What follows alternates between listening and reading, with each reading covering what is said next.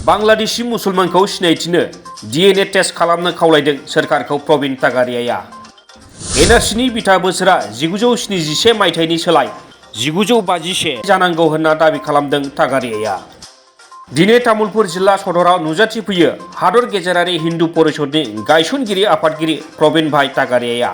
तामुलपुराव जानाय हादर नाङारि हिन्दु परिषदनि मावफुं जथुम्मा आरो त्रिशुल दीक्षा जथुम्मायाव नुजाथिफैनानै माखासे गोनां बिबुंथि होयो तागारिया बिथाङा। NRCनि बिथा बोसोरा 1971 मायथाइनि सोलाय 1951 जानांगौ। आसामाव बांलादेशिया 10 लाख हा दखल खालामनानै दङ। बे हाखौ बांलादेशनिफ्राय उदां खालामनांगौ। लाभ जिहाद बन्द खालामनो आसाम सोरखारा मोनसे आयेन बानायनांगौ। बांलादेशीखौ सिनायथिनो DNA टेस्ट खालामनांगौ होननानै बिथाङा गोनां बिबुंथि होयो। NRC नई जिनकी कट ऑफ लाइन 71 नहीं 51 और 71 की बात करने वालों को मैं पूछना चाहता हूँ, ये देश में 2 कानून हो सकता है क्या? 51 के बाद जो विदेशी आया है वह इलीगल है, तो 51 से 71 का लीगल कैसे हो सकता है? भारत की संसद ने तो कोई कानून नहीं बनाया है, इसलिए इलीगल कैसे भारत में रह सकते हैं? इसलिए 71 नहीं 51 और हम करवा के रहेंगे।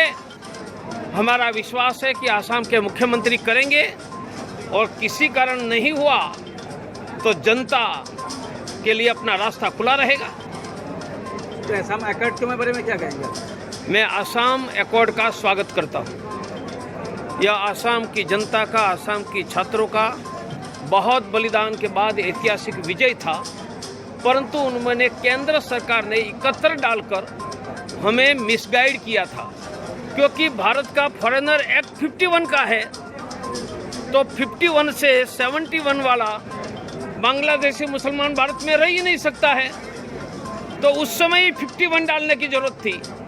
तो मैं आसाम अकॉर्ड का स्वागत करता हूं और केंद्र सरकार ने उस समय जो गलत किया था वो गलत था और भारत में अब कोई नया कानून बनाने की जरूरत नहीं। यहाँ 1951 फॉरेनर एक्ट है, उनके अनुसार 51 के बाद जो इलीगल आए सबको मारकर भगा देने की भारत की केंद्र और राज्य सरकार की जिम्मेदारी है।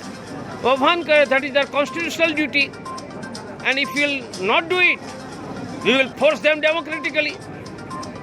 असम में जो 12 लाख जमीन इलीगल होने के बाद की है, ये आपका कहाँ से मिला है? ये जो डॉक्यूमेंट सरकार के द्वारा ही आ रहे हैं जगह पर, एक एक डिस्ट्रिक्ट मजिस्ट्रेट को पूछो पता चल जाएगा। और हमारा सीधा है, सरकारी ज़मीन का रेवेन्यू रिकॉर्ड होता है। रेवेन्यू रिकॉर्ड में सरकारी ज़मीन किसी को भी नहीं दी जा सकती है। जो रेवेन्यू रिकॉर्ड में सरकारी ज़मीन है वहाँ बांग्लादेशी मुसलमान है, 1 महीने का समय दो, इसके बाद नहीं जाते तो उनका घर संपत्ति साइकिल स्कूटर जब्त कर लो, उसको जेल में भेजो, सभी ज़मीन खाली हो जाएगी और ये गरीब लोगों को बांट दो, एक एक बीघा, गरीबों को ज़मीन मिलेगी। इस प्रकार से आज़ादी के बाद बांग्लादेशी मुसलमान यहाँ आए हैं और जिस प्रकार से वह ज़्यादा बच्चे पैदा कर रहे हैं, उस स्थिति में आज भी मुसलमान लगभग आसाम में 30% हो गया है और 50% हो गया तो आसाम कश्मीर हो गया। उनसे बचाना तो एक ही रास्ता है, 51 के बाद जो बांग्लादेशी मुसलमान आए हैं उनको भगाया जाए, तो बांग्लादेश में मुस्लिम जनसंख्या 30% की घटकर 8% हो जाएगी। में आसाम में लव जिहाद चल रहा है। बहुत परिवार ने, मैं डुबरी से लेकर अभयपुरी सब जगह जाकर आया हूँ, बहुत परिवारों ने मुझे फरियाद की है कि हमारी बेटियाँ उठाकर ले जा रहे हैं। इस स्थिति में एंटी लव जिहाद कानून आसाम सरकार बनाए तो हम सभी की बेटियों की आसाम में रक्षा होगी, सरकार की जिम्मेदारी है। तामुलपुरनिफ्राय दीपक कुमार पाठकनि रिपोर्ट, समनि रादाब।